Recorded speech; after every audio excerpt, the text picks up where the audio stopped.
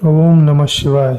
मित्रों, ये प्रस्तुति तुलसीकृत रामचरितमानस का नित्य अध्ययन करने में आपकी सहायता करने का मात्र एक प्रयास है।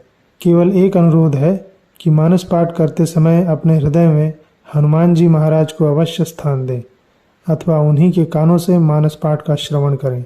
जय सिया राम। कह शिव जदपि उचित असनाहि, नाथ बचन पुनि मेटि न जाहि। सिर धरि आयसु करिय तुम्हारा, परम धरमु यह नाथ हमारा।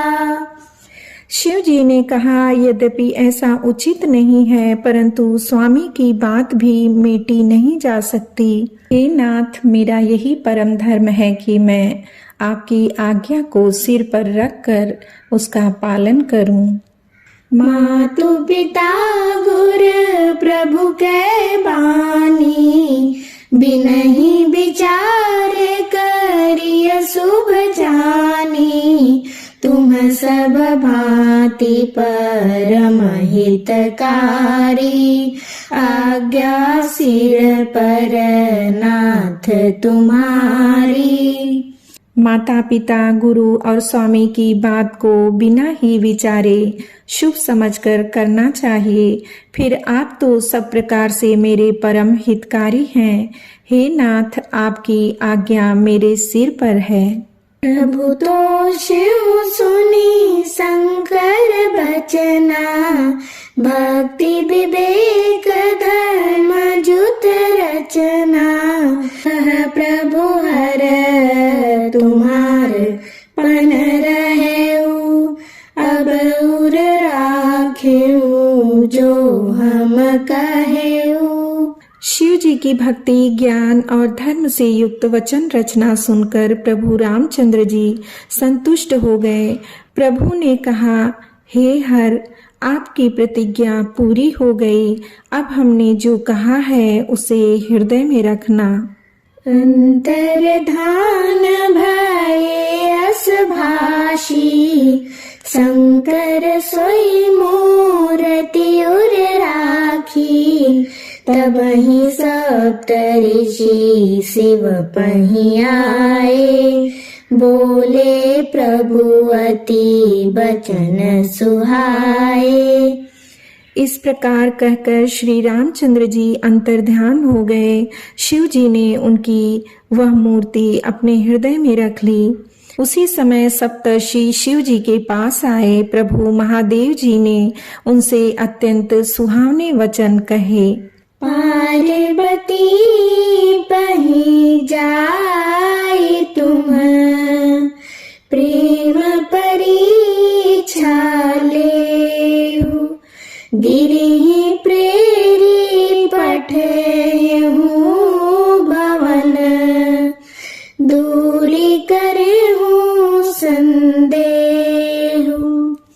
आप लोग पार्वती के पास जाकर उनके प्रेम की परीक्षा लीजिए और हिमाचल को कहकर उन्हें पार्वती को लिवा जाने के लिए भेजिए तथा पार्वती को घर भिजवाइए और उनके संदेह को दूर कीजिए।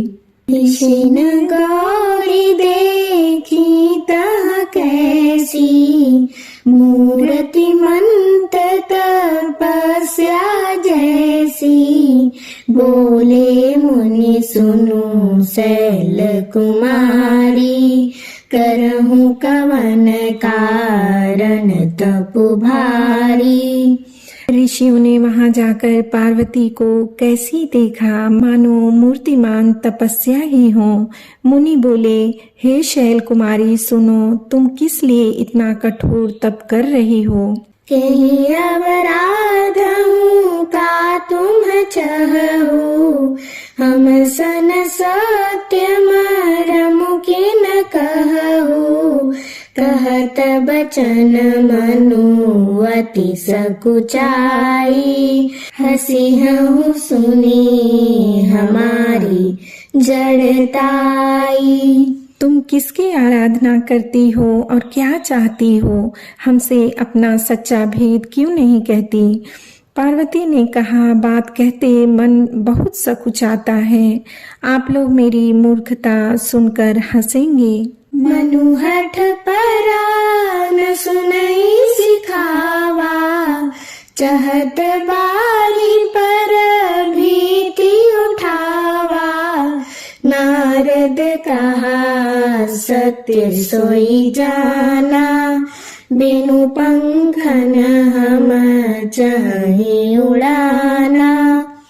मन ने हठ पकड़ लिया है, वह उपदेश नहीं सुनता और जल पर दीवाल उठाना चाहता है। नारद जी ने जो कह दिया उसे सत्य जानकर मैं बिना ही पाक के उड़ना चाहती हूँ।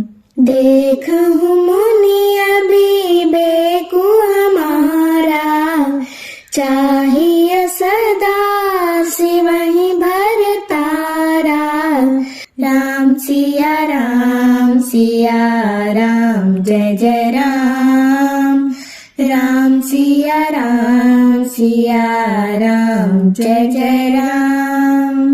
हे मुनियों, आप मेरा अज्ञान तो देखिए कि मैं सदा शिव जी को ही पति बनाना चाहती हूँ।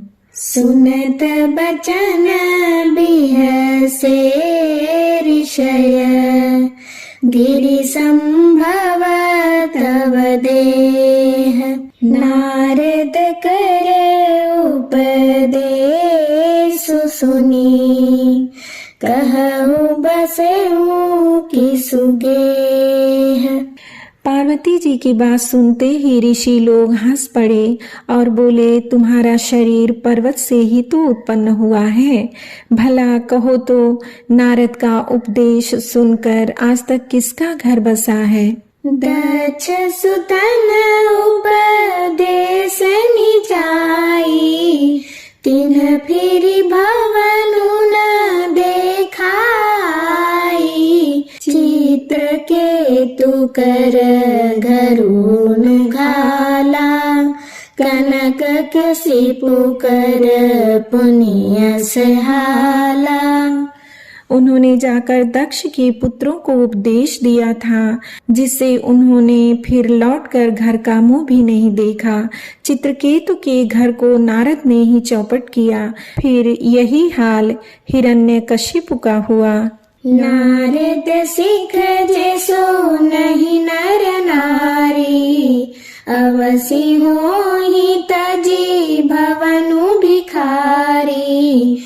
मन कपटी तन सज्जन चीन्हा, आपु सरिस सब ही चहकीन्हा। जो स्त्री पुरुष नारद की सीख सुनते हैं वे घर बार छोड़कर अवश्य ही भिखारी हो जाते हैं। उनका मन तो कपटी है, शरीर पर सज्जनों के चिन्ह हैं। वे सभी को अपने समान बनाना चाहते हैं। तिहि के बचन मानि विश्वासा, तुम चाहु पति सहज उदासा।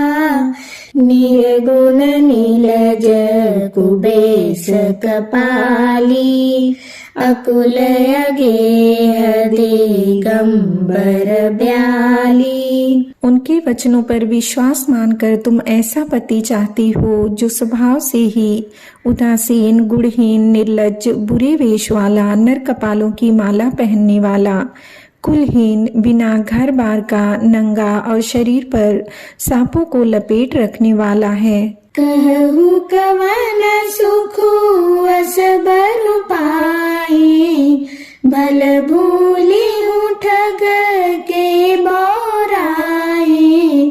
पंच कहे शिव सती विबाही, पुनिय वडेरी मरायन हिताही। ऐसे वर के मिलने से कहो तुम्हें क्या सुख होगा। तुम उस ठग अर्थात नारद के बहकावे में आकर खूब भूली।